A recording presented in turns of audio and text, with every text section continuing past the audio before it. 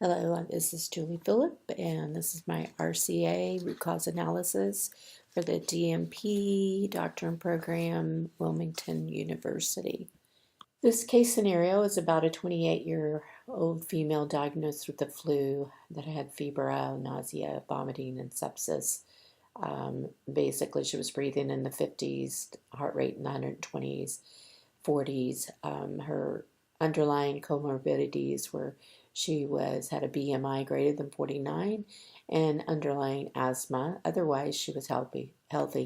Unexpected deaths in the hospitals and complications that lead to respiratory events often include a respiratory failure, and unfortunately, the outcomes continue to be quite intense when we need to act more quickly, even though they may appear stable. With this young woman, she was actually going to be admitted to our step-down unit, which is also called the PCU, but got to the ICU. This is before I was taking care of her. It was a couple of days before. She was on high flow, then required BiPAP. She had bilateral infiltrates. It looked like they gave her fluid, then they diuresed her. And then 24 hours later, they sent her out to the step-down unit. So, and when she went out there was something documented that said, we're not going to send her to med-surg due her respiratory rate in the 50s and her heart rate being in the one teens. So that was a red flag for me when I reviewed this. And in that next 24 hours, she had a rapid response due to her increased work of breathing. Respiratory rate continued to be in the 50s. The hospitalist had to be called multiple times. And then I guess later in the evening, she started refusing to wear the BiPAP. She was on nasal cannula. They said she was awake and alert at that time. I don't know. I wasn't there. And then she started to desat after not taking on the BiPAP, and so they gave her Ativan to calm her, and then she became obtunded during the night. And we, as the hospitalist, called the ICU and said, hey, this young woman needs to come to the ICU. Her PCO2 is 102. Her ABG pH is 7.10. So at 5 a.m. that morning, I asked her to come to the ICU, and we'll plan on intubating and, trying to figure out why she had been out breathing in the 50s for several days now.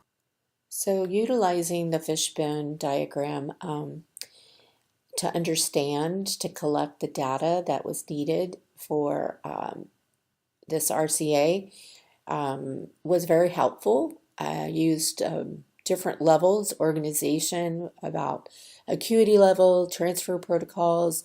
The patient required, although going to the step-down PCU unit, she went to the ICU. Why? She needed a higher level of acuity. It's almost like she had an ARDS appearance.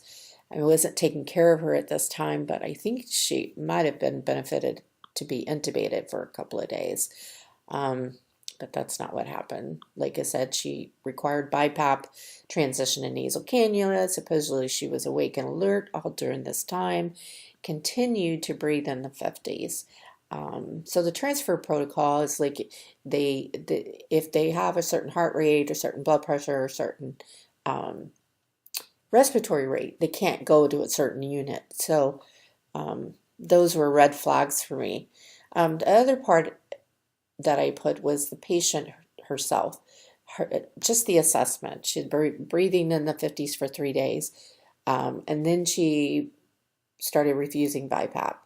And then why didn't they get an ABG then? And she couldn't breathe. That's the last thing she wanted, was to have something put over her face. So that was a red flag for me when I reviewed this. The communication, to me, if you look as we're going towards the mouth of this fish, was the key ingredient. I felt like the handoff from physician to nurses, nurses to physician, maybe needed to take it up a higher level of communication. Maybe I wasn't there, so I don't know the urgency that was behind everything. I think part of the problem is the fact that her pulse ox was reading, she was sounding okay, that no one took the physiological piece into the factor until 5 a.m. that morning.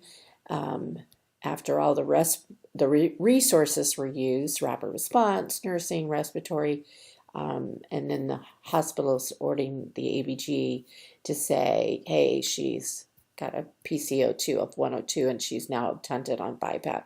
So we took her to the ICU and we did intubate her, and unfortunately she died because she coded because she was having basically bronchospasms, severe bronchospasms, probably from the underlying flu, the asthma. She had been doing this for 3 days. We had gone beyond the point of where we could ventilate her, and we did everything that we could. And intensivist anesthesia was there. She had air trapping, which we were trying to undo. We just, you do everything you can with the status asthmatic, especially with someone with the flu. If you look at the mortality rate, it's very high if you don't take care of it on the onset. Anyway, so then I looked at this new model. Well, it's not really a new model. It's been around for many centuries. Swiss cheese model by Dr. Reasons since 1990, I believe. And it looks like they use this, and I learned this in my master's program. They use this as for like aviation catastrophes, nuclear power events, and then healthcare. They use this to isolate the errors because they don't come from a specific person or thing.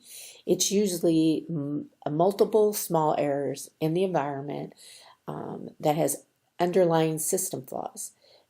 He introduced this to help to describe that the errors made by individuals or systems can result in a disastrous consequence due to delay of care, delay of a system, delay, and then all of the holes line up. When you slice cheese, not all of the time the holes are going to line up, but when they do, there's a catastrophic event. And so it also helps kind of to point towards the direction of able to identify the holes, because at each step there was a hole that that lined up, and we could have avoided them. I call them red flags. Other people just call them something else. But so I use this model as here's a block of cheese, here's the structure, here's the hospital, and then we started slicing it. And if you look, the layers of defense on top are still intact. However, the holes are starting to appear.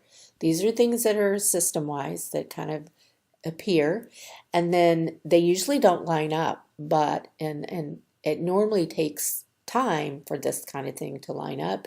They lay dormant, and then once they do line up, there's usually an event, sentinel event or catastrophic event, and then that is where you need to use this model to point the direction to close those holes so they don't happen again. The next thing I used, part of the RCA review, was red flag warnings. What were the red flag warnings and how could we change those? So as you can see, I put this on the diagram of the fishbone. She was admitted to the ICU instead of the step-down unit. She was young. She had asthma with flu.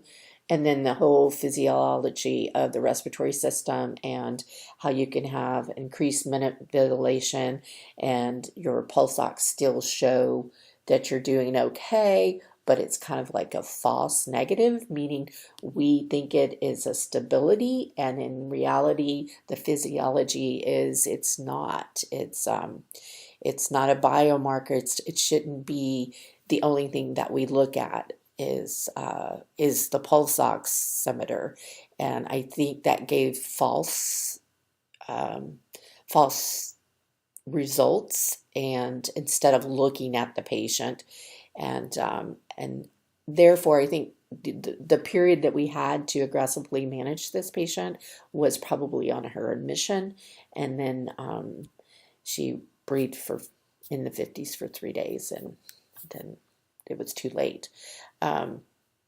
So even though we couldn't oxygenate her, we still attempted to do everything we could. The red flags, the hospitalist got called many times, the rapid response got called many times.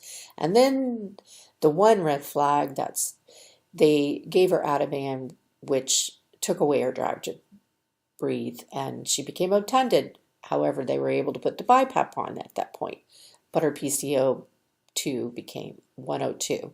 So who knows what it was before that. I think I would have gotten an ABG prior to giving the Ativan just to see what was going on. And the big other red flag was the delay to call the ICU attendant, waiting till she was obtunded, and 5 a.m. She had been doing this all night long. So that is part of the RCA that I've been involved with, and I was kind of like, okay, here's this RCA, and I'm doing this in school right now. So as a doctor-prepared nurse and a provider, I was implemental in this RCA. We did peer reviews. I was peer reviewed. My colleagues were peer reviewed. We looked at competencies, protocols, and needed changes. And then we looked at standards of care, reviewing why, when you transfer someone, what's the standard and why can they go to this floor.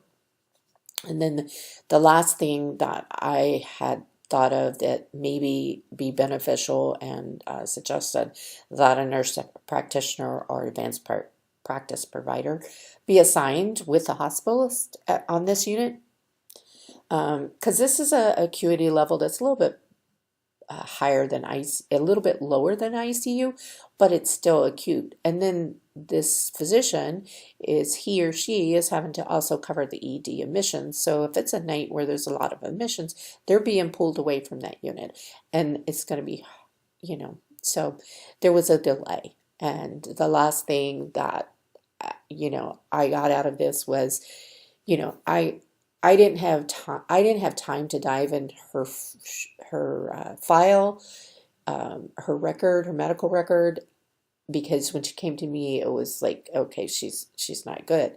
I did not know her prior to this 5 a.m. arrival, and so my thoughts behind this was there needs to be better communication with handoff. There needs to be a little bit more of, I should have known that she had been breathing in the 50s for 3 days. I did not know that until after she coded and died. And so it was very tragic to everyone, family, us, the providers, the staff, and I learned something from it, but it's something you always need to realize as a provider. There's always needs to be a good handoff and communication, and these are people's lives that we're dealing with. So I hope you learned something here in this RCA, and here are my references, and have a good day. Thank you.